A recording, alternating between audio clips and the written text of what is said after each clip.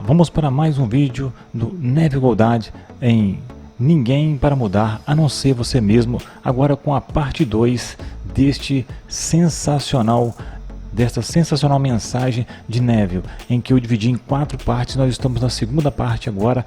Fica então na voz de Rafinha este conteúdo maravilhoso de Neville Goddard. E não se esqueça, dê o seu like, compartilhe, comente. Nós precisamos de você ativo nesse canal. Vamos para o vídeo. Olha, você que quer e merece saber mais sobre este assunto. Na descrição tem um link da coletânea de Neville Goddard, O Despertar da Consciência. Clique no link e saiba mais.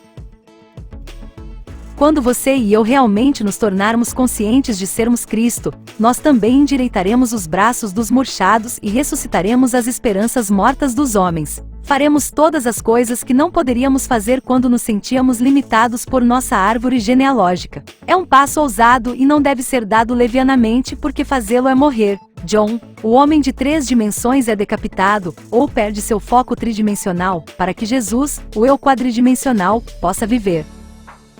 Qualquer ampliação de nosso conceito de self envolve uma separação um tanto dolorosa com concepções hereditárias fortemente enraizadas. Os ligamentos são fortes que nos prendem no útero das limitações convencionais. Tudo o que você antes acreditava, você não acredita mais. Você sabe agora que não há poder fora de sua própria consciência. Portanto, você não pode recorrer a ninguém fora de si mesmo.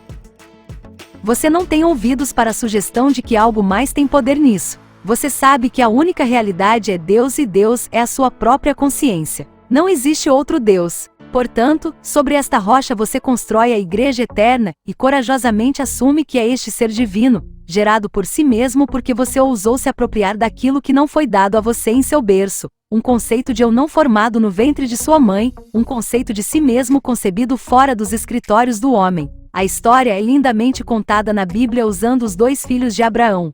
Um abençoado, Isaque, nascido fora dos ofícios do homem, e o outro, Ismael, nascido na escravidão. Sara era muito velha para gerar um filho, então seu marido Abraão foi até a serva Agar, a peregrina, e ela concebeu o velho, e deu-lhe um filho chamado Ismael. A mão de Ismael estava contra todos os homens e a mão de todos contra ele. Toda criança nascida de mulher nasce na escravidão, nasce em tudo que seu ambiente representa, independentemente de ser o trono da Inglaterra, a Casa Branca ou qualquer grande lugar do mundo. Cada filho nascido de mulher é personificado como este Ismael, o filho de Agar. Mas adormecido em cada criança está o bendito Isaque, que nasceu fora dos ofícios do homem, e nasceu somente pela fé. Este segundo filho não tem pai terreno, ele é gerado por si mesmo. Qual é o segundo nascimento? Eu me encontro homem, não posso voltar para o ventre de minha mãe, mas devo nascer uma segunda vez. A menos que o homem nasça de novo, ele não pode entrar no reino de Deus. João 3:3. Eu calmamente me aproprio daquilo que nenhum homem pode me dar, nenhuma mulher pode me dar. Ouso presumir que sou Deus. Isso deve ser de fé, isso deve ser uma promessa. Então eu me torno um abençoado, eu me torno Isaque. À medida que começo a fazer as coisas que somente esta presença poderia fazer, sei que nasci das limitações de Ismael e me tornei o herdeiro do reino. Ismael não podia herdar nada, embora seu pai fosse Abraão, ou Deus. Ismael não teve ambos os pais de Deus, sua mãe era Agar, a escrava, e por isso ele não podia participar da propriedade de seu pai. Você é Abraão e Sara, e contido em sua própria consciência há um esperando por reconhecimento. No Antigo Testamento é chamado de Isaque, e no Novo Testamento é chamado de Jesus e nasce sem a ajuda do homem. Nenhum homem pode dizer que você é Cristo Jesus, nenhum homem pode dizer e convencer você de que você é Deus. Você deve brincar com a ideia e se perguntar como seria ser Deus. Nenhuma concepção clara da origem dos fenômenos é possível, exceto que a consciência é tudo e tudo é consciência. Nada pode evoluir do homem que não esteja potencialmente envolvido em sua natureza. O ideal que servimos e esperamos atingir nunca poderia ter evoluído de nós, se não estivesse potencialmente envolvido em nossa natureza. Permitam-me agora recontar e enfatizar uma experiência minha impressa por mim há 2 anos com o título A Pesquisa. Acho que vai ajudá-lo a entender esta lei da consciência e mostrar que você não tem ninguém para mudar a não ser o eu, pois você é incapaz de ver outra coisa que não o conteúdo de sua própria consciência. Certa vez, em um intervalo ocioso no mar, meditei no estado perfeito, e me perguntei o que seria se tivesse olhos puros demais para contemplar a iniquidade, se para mim todas as coisas fossem puras e eu fosse sem condenação. Enquanto me perdia nesta ninhada ardente, descobri-me elevado acima do ambiente escuro dos sentidos. O sentimento era tão intenso que me senti um ser de fogo habitando um corpo de ar. Vozes como de um coro celestial, com a exaltação daqueles que haviam sido vencedores em um conflito com a morte, cantavam: Ele ressuscitou, Ele ressuscitou, e intuitivamente eu sabia que se referiam a mim. Caminhando à noite, logo me deparei com uma cena que poderia ter sido o antigo tanque de Betesda, pois neste lugar jazia uma grande multidão de pessoas impotentes, cegas, paralisadas, murchas, esperando não pelo movimento da água como é tradição, mas esperando por mim.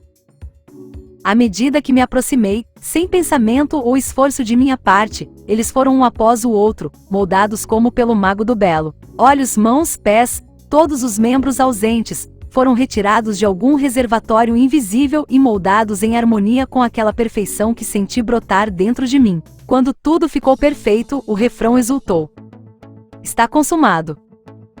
Sei que essa visão foi o resultado de minha intensa meditação sobre a ideia de perfeição, pois minhas meditações invariavelmente trazem a união com o estado contemplado. Eu estava tão completamente absorvido pela ideia que por algum tempo me tornei o que eu contemplava, e o propósito elevado com que naquele momento me identifiquei atraiu a companhia de coisas altas e moldou a visão em harmonia com minha natureza interior. O ideal com o qual estamos unidos funciona por associação de ideias para despertar 1000 estados de espírito para criar um drama em consonância com a ideia central. Minhas experiências místicas me convenceram de que não há maneira de realizar a perfeição que buscamos a não ser pela transformação de nós mesmos. Assim que conseguirmos nos transformar, o mundo se derreterá magicamente diante de nossos olhos e se remodelará em harmonia com o que afirma nossa transformação. Nós moldamos o mundo que nos cerca com a intensidade de nossa imaginação e sentimento, e iluminamos ou escurecemos nossas vidas pelos conceitos que temos de nós mesmos.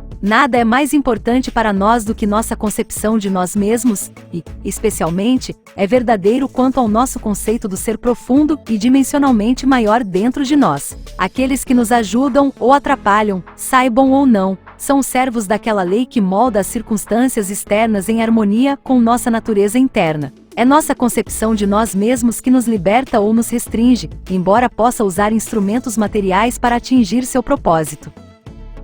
Como a vida molda o mundo externo para refletir o arranjo interno de nossas mentes, não há maneira de realizar a perfeição externa que buscamos a não ser pela transformação de nós mesmos. Nenhuma ajuda vem de fora. As colinas para as quais erguemos nossos olhos são aquelas de uma cordilheira interna. É, portanto, para a nossa própria consciência que devemos nos voltar quanto à única realidade, o único fundamento sobre o qual todos os fenômenos podem ser explicados.